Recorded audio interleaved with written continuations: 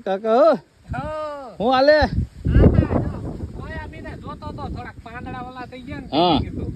હા બાકી તમારે સોયાબીન જમાવટ છે હો કાકા.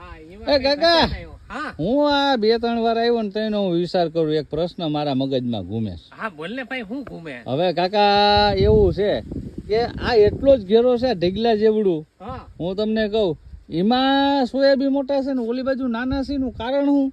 અરે એમાં એવું હતું કે મેં ટ્રેક્ટર થી છે ને આ ખાતર નો ઢગલો કર્યો હતો, પછી મેં આ બધામાં ખાતર નાખ્યું હતું, એટલે આ ઢગલા કર્યો હતો તે અહીંયા થોડુંક વધારે પડ્યું હોય ને એના લીધે એટલામાં થોડોક સારું છે. પણ જો આવું ને આવું જો બધા હોય ને તો મજા આવી જાય. અરે કાકા કઈ ઘટે નહીં, આવું ને આવું જો પરે આખા ખેતરમાં જો ખાતર ભર્યું હોય કાકા તો કાકા ને આ એવડો મોટો પડશે જોતો ખરી હોય બાપા, તો આમ ખટારો ભરાય હો કાકા.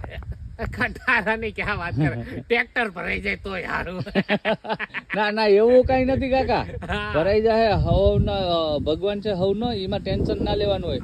બસ એક જ ટેન્શન છે કે વરસાદ જે પૂરતા પ્રમાણમાં જોઈએ ને એ પ્રમાણે થઈ જાય, અને જો શિયાળુ પિત્ત નહીં પણ વરસાદ જો થઈ જાય ને જો તો આપણે ખેડૂતને ફાયદો થાય. નકર આમાં તો તમે આ મોસમ તો લઈ જ લે હો, અને હું અહીંયા લઈ લે એમાં કઈ ઘટશે નહીં, બધા ખેડૂત લઈ જ લે. પણ હું એમ કહું જો પાછો વરસાદ જો આમ વાદળા થાય દેખાય છે બધો થઈ જાય ને તો કઈ ઘટે નહીં.